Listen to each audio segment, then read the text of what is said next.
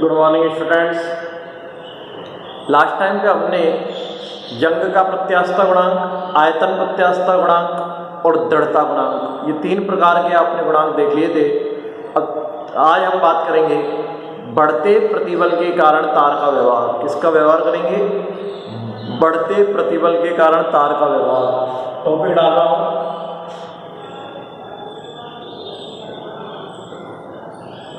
बढ़ते प्रतिबल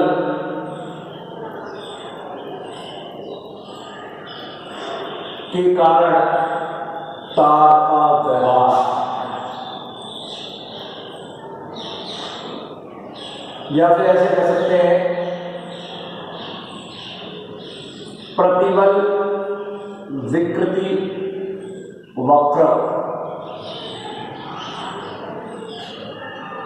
ऐसे कह सकते हैं। बढ़ते प्रतिबल के कारण तार का व्यवहार कह दो, या फिर प्रतिबल विकृति वक्र कह दो। प्रतिबल विकृति वक्र कह दो। एक ग्राफ बना रहा हूं, उससे देखना।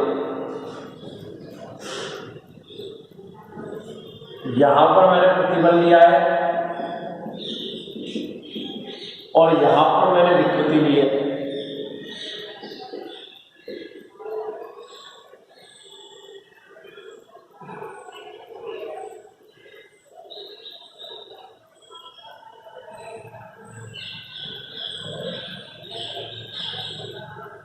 इधर देखो, ये मूल बिंदु है, ये ए है, ये बी है, ये सी है, ये डी है। ये प्रत्यास्थ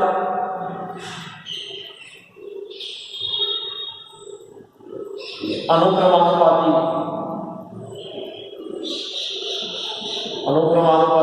बिंदु है। ये प्रत्यास्थ सीमा का बिंदु है।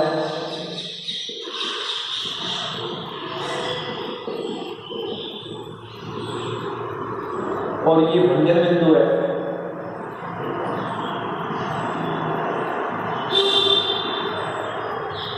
आपको केवल समझना है, आपको केवल समझना है कि क्या होगा, बढ़ते प्रतिबल के कारण तार का व्यवहार होता कैसे है। आपको केवल समझना है, सब पीडीएफ में मिल जाएगा। आप केवल सुनने पर ध्यान दें मैं क्या बोल रहा हूँ। भाई हमने सबसे पहले, मैं बोल रहा हूँ इसको ध्यान देना, एक तार लिया और तार पर हमने कोई भार लटका दिया। भार लटका दिया तो उसकी लंबाई में वृद्धि होगी, यानी कि प्रतिबल बढ़ा दिया। एक तार लिया, तार पर हमने प्रतिबल को बढ़ाया, जिससे तार पर प्रतिबल को बढ़ाते हैं, जिससे तार में विकृति उत्पन्न होती है, लंबाई में वृद्धि होगी। एक तार पर भार लटकाकर जब उस पर प्रतिबल को बढ़ाया जाता है, बल को बढ़ाया जाता है, तो तार में विकृति उत्पन्न होती है। ठीक है ना। प्रारंभ में प्रतिबल और विकृति के मध्य ग्राफ सरल रेखा प्राप्त होता है, OA। प्रारंभ में प्रतिबल और विकृति के मध्य ग्राफ सरल रेखा प्राप्त होता है, OA। और हमें अनुक्रमानुपाती बिंदु A प्राप्त होता है, यानी कि इस बिंदु तक जैसे जैसे प्रतिबल बढ़ाते हैं, विकृति भी उसी अनुपात में बढ़ती है। पहली बात, जब तार पर भार लटकाकर प्रतिबल को बढ़ाया जाता है तो तार में विकृति उत्पन्न होती है, विकृति उत्पन्न होगी। और प्रारंभ में विकृति प्रतिबल के सीधे समानुपाती होती है और हमें ग्राफ सरल रेखा प्राप्त होता है। प्रारंभ में हुक के नियम अनुसार, हुक का नियम ही तो कहता था, विकृति क्या होगी? प्रतिबल के सीधे समानुपाती होगी। विकृति प्रतिबल के सीधे समानुपाती होगी। प्रारंभ में विकृति प्रतिबल के सीधे समानुपाती होती है, यानी कि जितना प्रतिबल बढ़ता है उतनी विकृति बढ़ती है उसी अनुपात में। तो हमें ग्राफ कैसा प्राप्त होता है? सरल रेखा। और हमें अनुक्रमानुपाती बिंदु A प्राप्त हो जाता है प्रारंभ में। मैं एक बार दोबारा कह देता हूँ, प्रारंभ में जब तार पर भार लटकाकर प्रतिबल को बढ़ाया जाता है तो तार में विकृति उत्पन्न होती है और विकृति प्रतिबल के सीधे समानुपाती होती है और ग्राफ सरल रेखा प्राप्त होता है और हमें अनुक्रमानुपाती सीमा का बिंदु A प्राप्त होता है। उसके बाद A के बाद तार पर हमने प्रतिबल के मान को और ज़्यादा बढ़ाया। तार पर प्रतिबल के मान को और ज़्यादा बढ़ाते हैं तो अब विकृति उसी अनुपात में ना बढ़कर विकृति ज़्यादा उत्पन्न होती है। तो ग्राफ देखो विकृति की तरफ झुक गया, यानी कि प्रतिबल तो कम बढ़ाते हैं, विकृति ज़्यादा उत्पन्न होती है, ठीक है ना। और हमें बी बिंदु प्राप्त होता है, प्रत्यास्थ सीमा का बिंदु। प्रत्यास्थ सीमा का बिंदु बी प्राप्त होता है। प्रत्यास्थ सीमा का बिंदु का मतलब है कि इस सीमा तक यदि हमने बल हटा लिया तो वस्तु अपनी प्रारंभिक अवस्था में लौट के आ सकती है। मैंने आपको पहले बताया था, प्रत्यास्थ सीमा का मतलब होता है कि बल हटा लेने पर भी वस्तु अपनी प्रारंभिक अवस्था में लौटकर आ सकती है। प्रत्यास्थ सीमा का बिंदु बी प्राप्त होता है, यानी कि प्रतिबल को बढ़ाते हैं तो विकृति ज़्यादा बढ़ती है और प्रत्यास्थ सीमा का बिंदु बी प्राप्त होता है। अब इसके बाद प्रतिबल को और बढ़ा रहे हैं।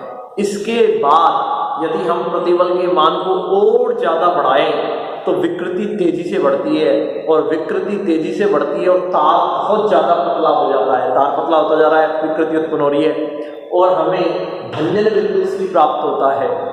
और भंजन बिंदु सी के बाद यदि हमने प्रतिबल हटा भी लिया, भंजन मतलब होता है टूटना, यदि भंजन बिंदु सी के बाद हमने प्रतिबल हटा भी लिया, प्रतिबल को हटा भी लो तुम, तो भी अपनी तार प्रारंभिक अवस्था में लौट कर नहीं आता और तार पतला होता चला जाता है अपने आप ही और डी पर जाकर टूट जाता है, क्योंकि ये भंजन बिंदु आ गया, इतना ज़्यादा पतला हो गया, इतना ज़्यादा पतला हो गया कि वो आगे जाकर टूट जाएगा, चाहे तुमने बल हटाई क्यों ना लिया हो।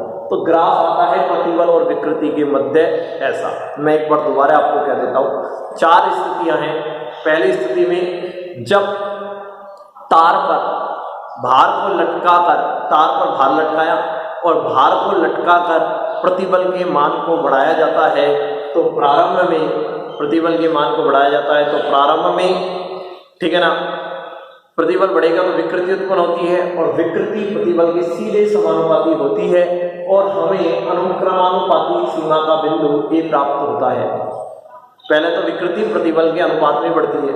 इसके बाद दूसरी बात, ए से बी तक की जब प्रतिबल के मान को और बढ़ाया जाता है तो विकृति उसी अनुपात में ना बढ़कर तेजी से बढ़ती है, और विकृति तेजी से बढ़ेगी, विकृति तेजी से बढ़ती है तो ग्राफ इधर की तरफ झुकेगा और हमें प्रत्यास्थ सीमा का बिंदु भी प्राप्त होता है, यानी कि इस सीमा तक यदि हमने बल हटा लिया तो वस्तु अपनी प्रारंभिक अवस्था में लौटकर आ सकती है।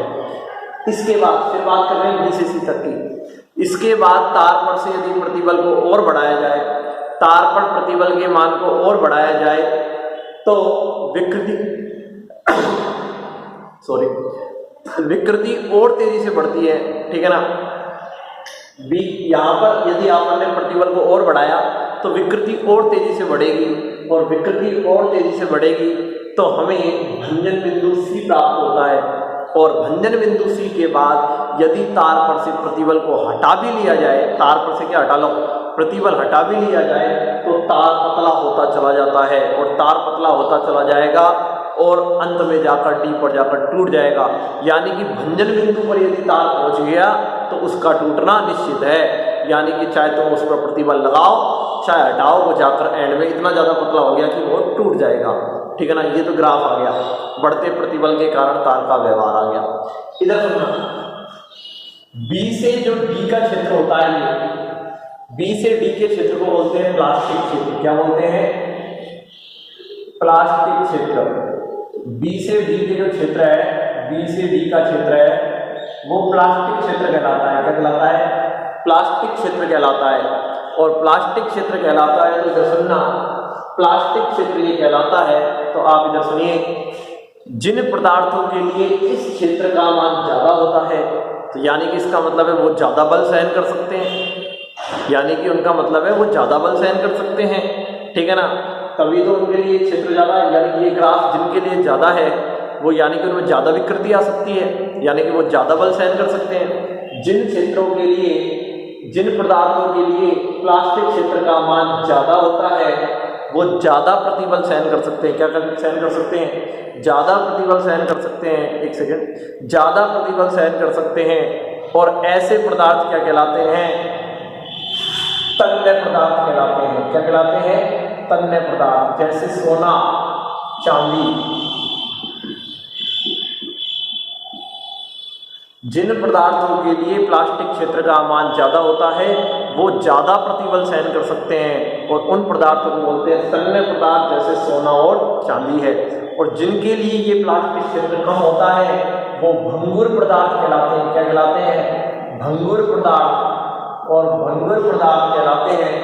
और भंगुर पदार्थ कहलाते हैं, जब सुनना, जिन पदार्थों के लिए इसका मान ज्यादा होता है वो तो तन्य पदार्थ कहलाते हैं, और जिनके लिए इस क्षेत्र का मान कम होता है वो भंगुर पदार्थ कहलाते हैं। यानी कि वो कम प्रतिबल सहन कर पाते हैं, यानी कि वो जल्दी टूट जाते हैं, यानी कि उनमें विकृति जल्दी उत्पन्न होती है और जल्दी टूट जाते हैं। जैसे लोहा है, एल्युमिनियम है, एल्यूमिनियम है,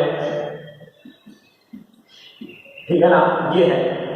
ठीक, तन्य पदार्थ तो होते हैं जिनके लिए प्लास्टिक क्षेत्र का मान ज्यादा होता है, तो वो तो कहलाते हैं सोना चांदी। भंगुर पदार्थ जिनके लिए प्लास्टिक क्षेत्र का मान कम होता है, ठीक है ना, यानी कि जो कम प्रतिबल सहन कर सकते हैं। इधर से ना, भंगुर का मतलब होता है टूटना। भंगुर का मतलब क्या होता है? टूटना। इधर सुनिए, भंगुर का अर्थ होता है टूटना, टूट जाना। तो इधर सुनिए कि जिन पदार्थों के लिए प्लास्टिक क्षेत्र का मान कम है वो जल्दी टूट जाते हैं, तो इसलिए इनके आभूषण नहीं बन सकते, लोहे और एल्युमिनियम के। क्यों? क्योंकि आभूषण बनाने के लिए तो उसको पतला करना पड़ता है, पतले पतले तार होते हैं। सोने की अंगूठी को तुमने देखा हो, बारीक बारीक उसमें नग होते हैं, तो पतला करना पड़ता है तार को, और पतला करना पड़ता है यानी कि प्रतिबल लगाना पड़ता है ज़्यादा। तो ये तो ज़्यादा प्रतिबल सहन ही नहीं कर सकते, तो इनके आभूषण नहीं बनाए जा सकते। आभूषण किसके बनेंगे? तन्य पदार्थों के, यानी कि जो ज़्यादा प्रतिबल सहन कर सके, यानी कि जिनमें ज़्यादा विकृति उत्पन्न हो सके, किसी भी रूप में ढाल सकें, वो तन्य पदार्थ कहलाते हैं। इनके आभूषण इसलिए नहीं बनाए जा सकते क्योंकि ये भंगुर पदार्थ हैं और प्रतिबल बढ़ाने पर ये आसानी से जल्दी टूट जाते हैं, विकृति कम उत्पन्न होती है इनमें ज़्यादा विकृति उत्पन्न हो सकती है। ये मैंने आपको बता दिया है, ठीक है ना। एक बात है अब प्रत्यास्थ विश्रांति। प्रत्यास्थ विश्रांति, इधर सुनिए, प्रत्यास्थ विश्रांति क्या होता है? ठीक है, प्रत्यास्थ विश्रांति का मतलब होता है जब हम किसी भी पदार्थ पर प्रतिबल लगाते हैं तो उसमें विकृति उत्पन्न होती है, ये तो सभी जानते हैं। तो भाई इधर सुनना, यदि तुम प्रतिबल को हटा लो तो तार अपनी प्रारंभिक अवस्था में तुरंत नहीं आ जाता। किसी पदार्थ पर से प्रतिबल हटा लेने पर भी पदार्थ अपनी प्रारंभिक अवस्था में तुरंत लौट कर नहीं आता, यानी कि उसको अपनी प्रारंभिक अवस्था में आने में कुछ ना कुछ समय लग जाता है, और इसे ही बोलते हैं समय पश्चाता को प्रत्यास्थ विश्रांति।